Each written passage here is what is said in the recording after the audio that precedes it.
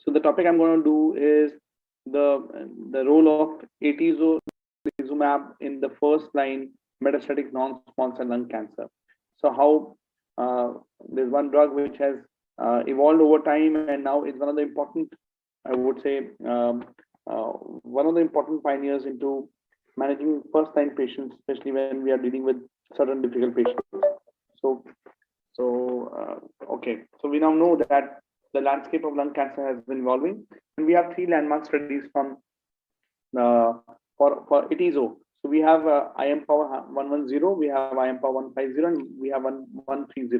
So these are three studies, and what we have learned over time is that these patients will be rapidly evolving, and there are certain patients, there are certain clinical criteria where the immunotherapy might actually have a benefit over only chemotherapy and or targeted therapy. Next slide.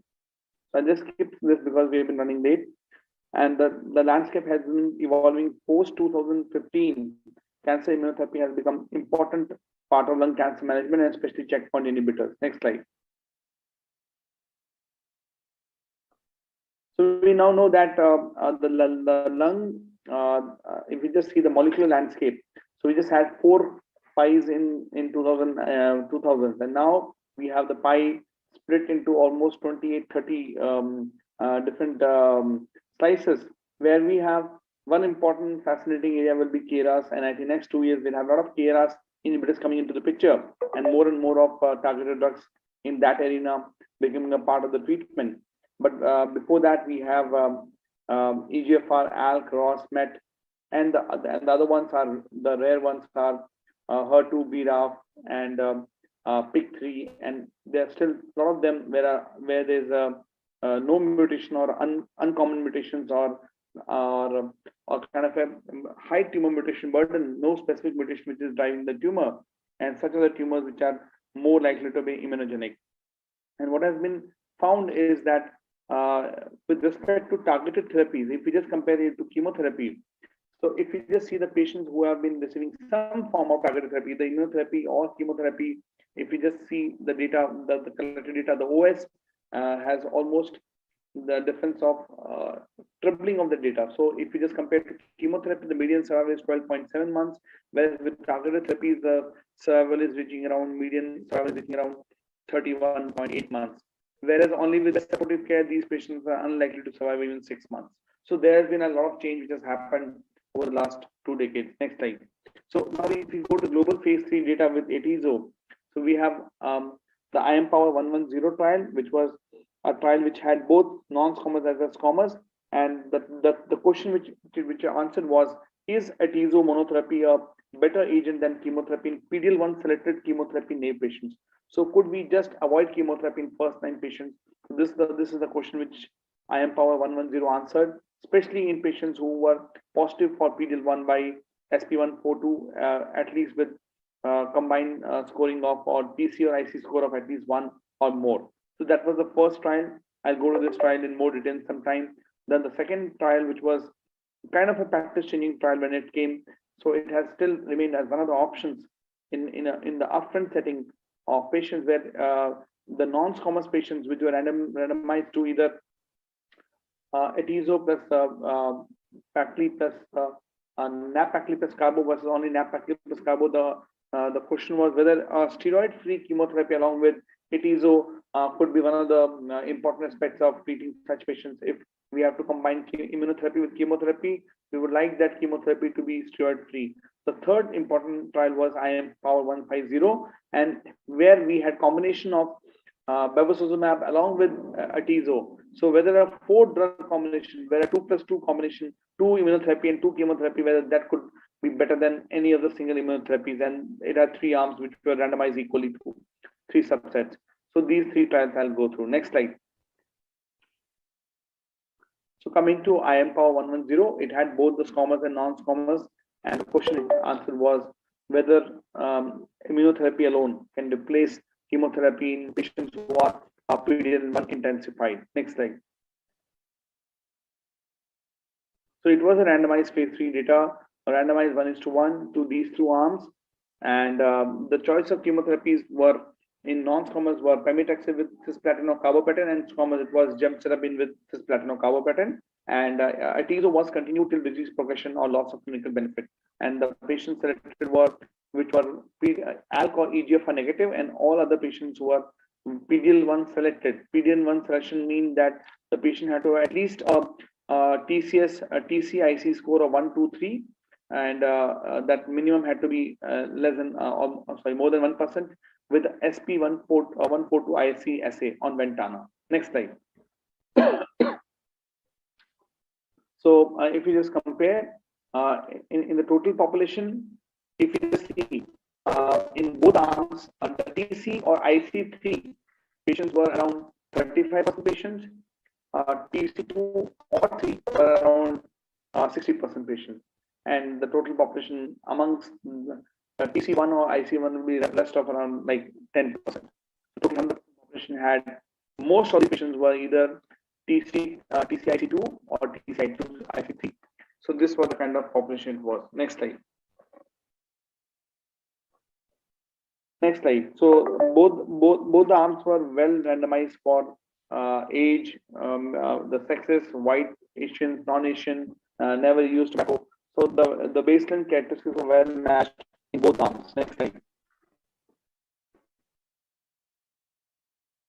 Now, if you just see the overall survival, so if you compare overall survival in the patients which were only on chemotherapy, the median overall survival was 13.1 months. Now, compared to 13.1 months, the overall survival was markedly improved in the atezo arm to 20.2 months. Hazard ratio was 0.59. So the primary endpoint of OS in the PDL high subgroup was met in this trial. So this was a clinically positive trial and also statistically significant trial which meaningfully improved the overall survival in the PDL1 enriched population. Next slide.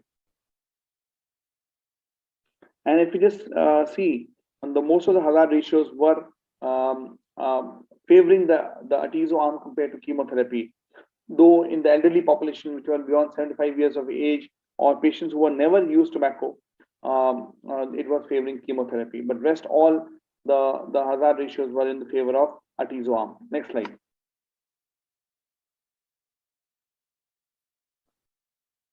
So also patients who had received atezo, the further lines of treatments could receive. So patients who had already received atezo, they kind of could receive chemotherapy in the later lines, and could also be given targeted therapy in later lines.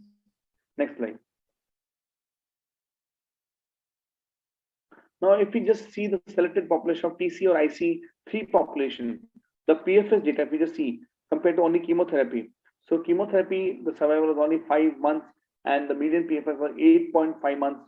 So 8.1 months in the TC3 IC3 population compared to only 5 months in the chemotherapy, which meant that the more the degree of expression of PDL1 either on tumor cells or on the immune cells, the higher the chance the patient would have benefit in this subpopulation. Next slide.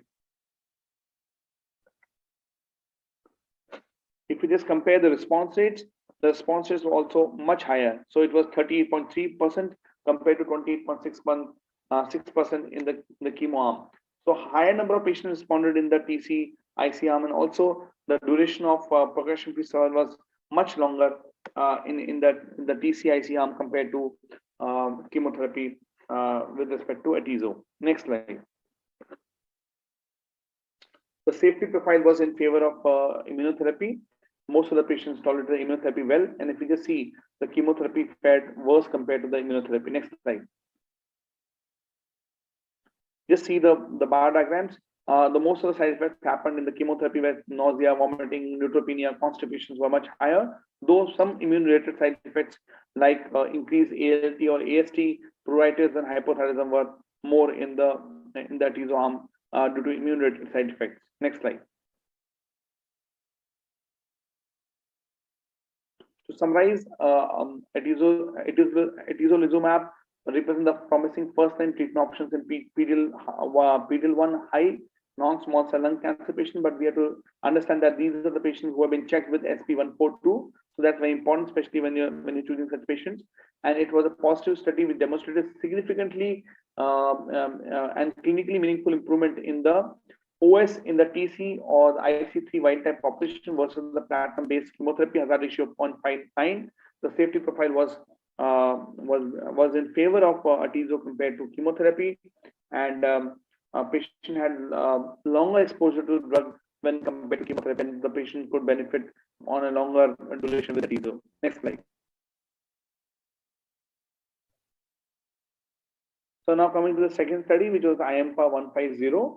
It was a phase 3 study of atezo plus chemotherapy plus bevacizumab in first-line non-small cell lung cancer. So this was one there, I would say, logic of having a very antibody along with a PD-1 antibody, dual antibody blockage along with a dual platinum-based was used, and so there were 3 arms.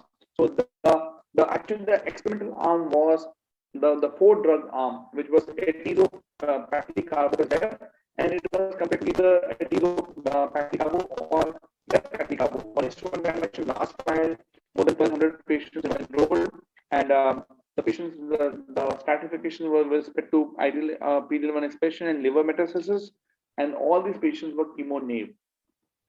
So immunotherapies were continued till disease progression, and in the arm B, both the drugs were continued till unexplainable toxicity or disease progression. Next slide.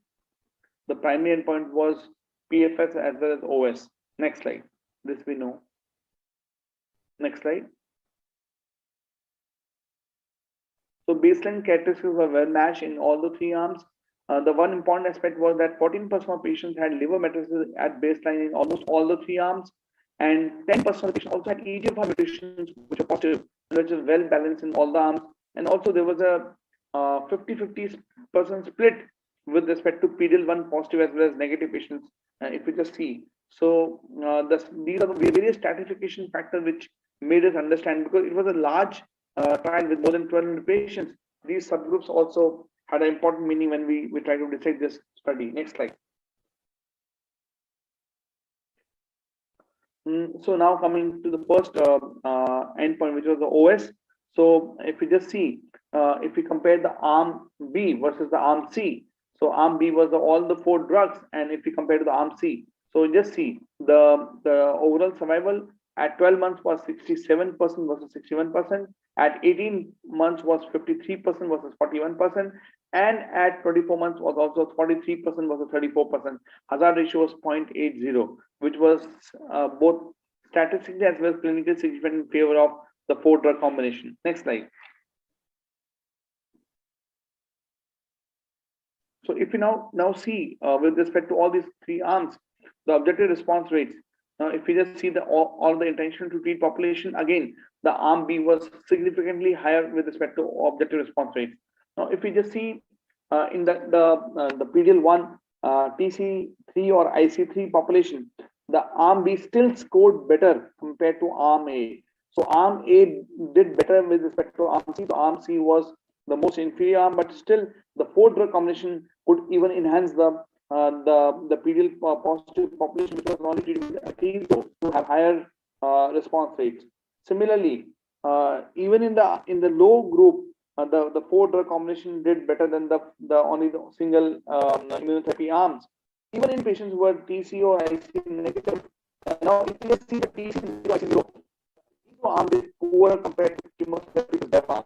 So, which showed that a combination of TC0 IC0 should not receive atezo, there might not be any benefit, but any positivity in the form of TC or IC1, 2, 3, our patients will benefit with atezo, and an additional bevacizumab to atezo might actually have a supradditive effect with atezo with the chemotherapy alone. Next slide.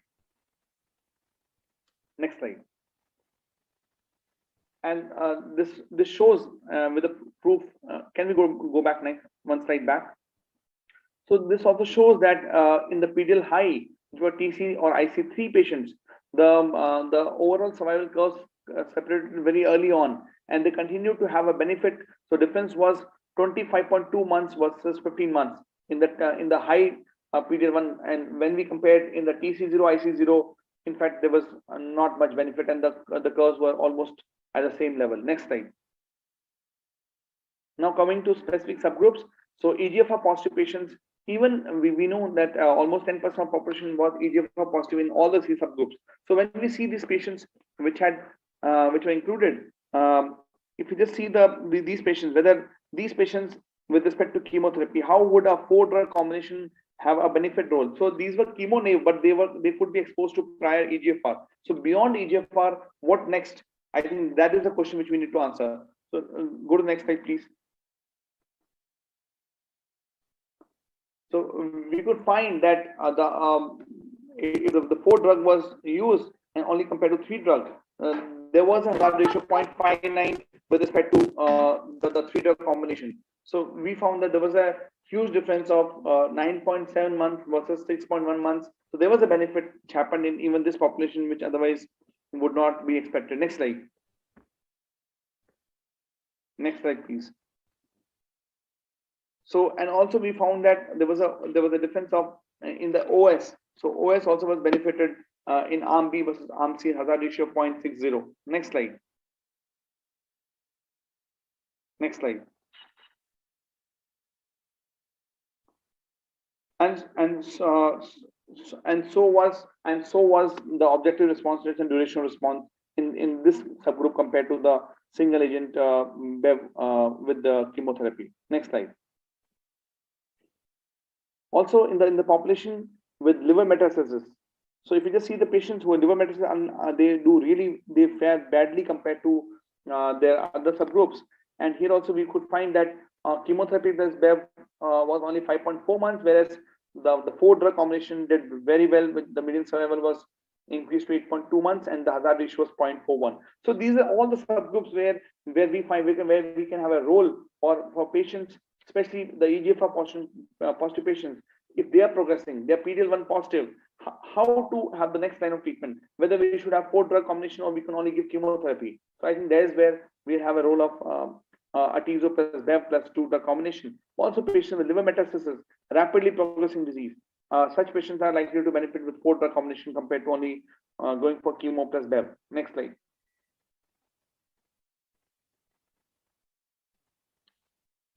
So also there was an OS benefit which was observed in this arm, and we could find that the median OS improved from 9.4 months to 13.3 months. Next slide. Next slide. Can we go to the next slide, please? So was objective response rate at the duration of response. The objective response rates were on the tune of 60.8% compared to only 41.5%, 41.1% in the BEV plus chemotherapy arm. So the duration of response also doubled in the patients who were given 4-drug combination. Next slide. Also, patients with bulky disease similarly benefited. Next slide. In the interest of time, can we just go to the next slide, please? Yeah. Next slide. So if you just see the patient with high tumor burden compared to patient with low tumor burden, survival as well as the objective response rate are much higher in the patients with high tumor burden with respect to low tumor burden. So patients who had high tumor burden were more likely to benefit with the 4-drug combination compared to the 3-drug combination. Next slide.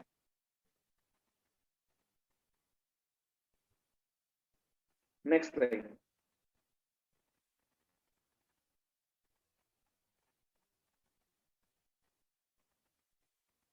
So there was a high proportion of treatment-related adverse events, especially the adverse events they were 4 drugs, so it was expected.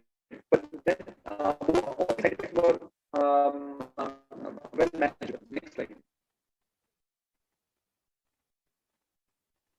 So the conclusions of IMpower 150 was that it was a positive study in the first-line non-squamous small cell lung cancer, which statistically and clinically improved both the primary points of OS and PFS for the 4-drug combination of Atezo plus BEV plus CP compared to only BEV plus CP arm. The clinical benefits were observed in the key subgroups of patients with EGFR ALK, genomic alterations, liver metastasis, and bulky disease. And these are the patients which will benefit from the four-drug combination. Atezolizumab combination with chemotherapy with Rajpurohit is well tolerated and safety is concerned with known safety risk, and addition of patient categories beyond PD-L1 expression may be considered when making chemotherapy decisions for non-small cell lung cancer patients. Next slide. I just briefly rush through the IM for 130 in the interest of time. Next slide. Next slide. So it was a phase 3 of NAP Axel with carboplatin with or without Atezolizumab the first time, and this was a kind of a try to find whether a non-steroidal combination of chemotherapy could work better with Atezolizumab. Next slide.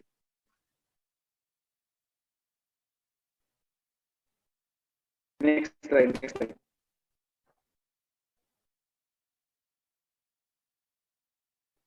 So this was the trial schema. Can we go to the next slide? Next slide. So the co-primary endpoints were PFS and OS, and both the arms were well matched with respect to the age as well as sex, liver metastasis, bone and racial as well as ECOG performance status. Next slide.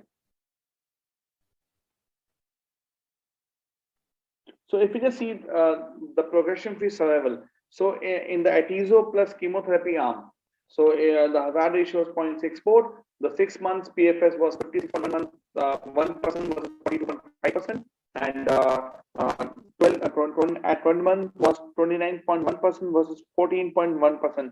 So this was a landmark 12-month PFS, which was doubled with the addition of Atezo to only nab-paclitaxel plus carbo. So this was, and you can just see the separation of curves were very clear. So there is a population where addition of Atezo could be actually beneficial, especially if we go for right kind of chemotherapy, and this could add to the benefit of chemotherapy. Next slide. Next slide, please.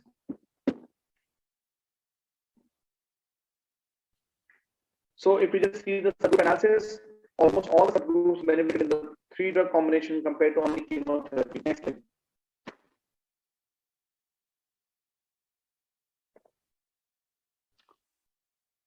So so now if you see there was no PFS or OS benefit of the chemotherapy alone in EGFR or ALK positive patients. So I'm power 150 is the only phase 3 study which have demonstrated clinical benefit of chemotherapy in this setting, which I think there's one takeaway from all these 3 trials. Next slide. So if we just see both objective response rate as well as PR as well as stable disease rates were higher in the 3-drug combination compared to only chemotherapy. Next slide. Next slide, please. So side effects were well matched and were well tolerable. Next slide. Next slide, please.